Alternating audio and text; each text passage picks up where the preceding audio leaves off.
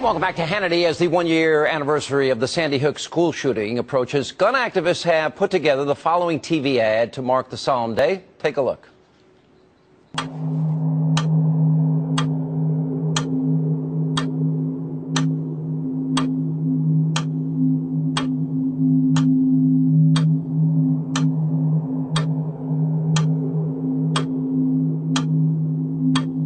On December 14th, we'll have a moment of silence for Newtown.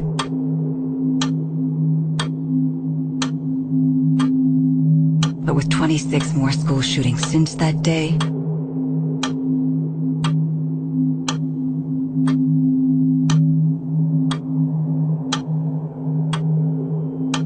ask yourself, is silence what America needs right now?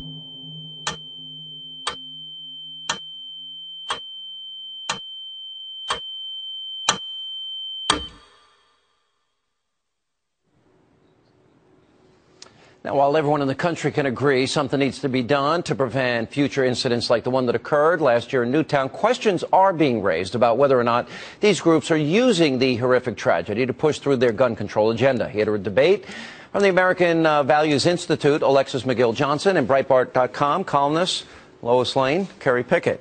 That's our fun name for her. Good to see you guys. All right, is this politicizing a tragedy? Absolutely. And the interesting thing here is that because the liberals could not get their gun control bill through much earlier in the year, we've seen that people go from around January from 37% strongly supporting gun control to, dropping way down to at least 10 more points, and now only about 27% are pushing it. And frankly, people want to be able to protect their own children and themselves, and further gun control bill and further politicizing of an event just frankly takes away from their argument. Alexis, let's say, God forbid, you have a child in school and you turn on the news and there you see one of these incidents is happening at your child's school, God forbid. And would you rather that there be an armed guard in that school at that moment? Or would you prefer nobody in the school besides the shooter have a gun? I don't think this is about whether or not we have an armed guard. I asked you a question. This is a much broader conversation. Before we get to that, I'm asking, in that moment, would you, if you knew your school had armed guards, would you be glad, or would you wish they weren't there?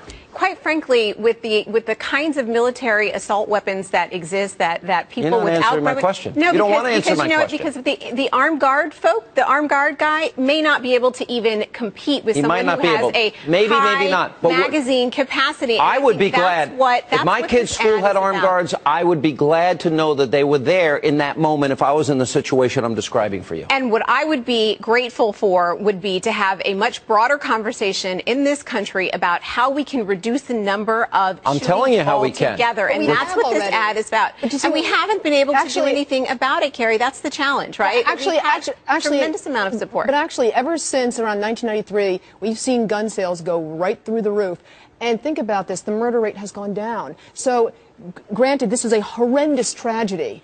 But in the same light, just because people are buying more guns now doesn't mean that the murder rate is actually going through the roof. It's actually going down. Let me ask Carrie this question. If we had retired policemen that were armed at every school, retired military guys that are retired at every school, the front line of defense, if God forbid something happens, wouldn't that be a good way? And if every criminal knew that every school had armed guards, I think a message is sent that, you know what, we're not going to take this anymore. We're not going to have sitting ducks, these gun-free zones that prevent people from even thinking of defending themselves. You know what's so fascinating about this, Sean, is just that Democrats back in the 90s were fully in support of having armed guards, or at least guards out there, police basically, in the schools. What happened was, over the years, money was cut from that particular program. And so, unfortunately now, we see people saying, oh, well, an armed guard is going to help. Well, actually, why is it then that very rich people have armed guards around them?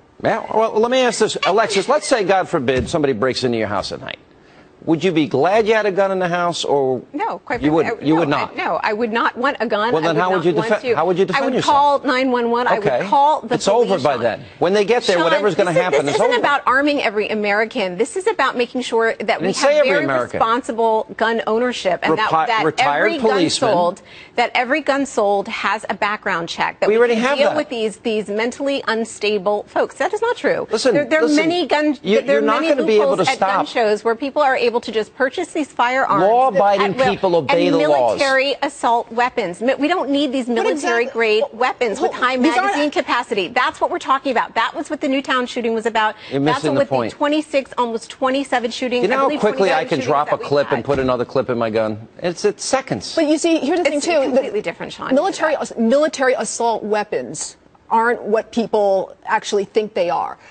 What we're talking about here is that people up on Capitol Hill, they want to ban even semi-automatic weapons because those hold high-capacity magazines. So then you're talking about things like a Glock 19 pistol or 6-hour P250 pistol, and when you see a pistol like that, you're not thinking, oh, wow, that's military grade. No, that's something that the Congress does want to ban, and that will be part of an assault weapons ban. And I believe it should be. It should be. If we're concerned about the safety of our children, if we're concerned about our ability to protect ourselves, we need to put retired policemen and retired. I agree. I think that's a great idea. Okay, thank you. You finally agree. That's a great That'll idea. solve the problem. But I would like to also focus on getting these semi-assaults out of it. That's where the American support is. I would urge you to get trained in the use of a firearm to protect yourself and your family. I'll be more than happy to take you to the range. Coming up next tonight.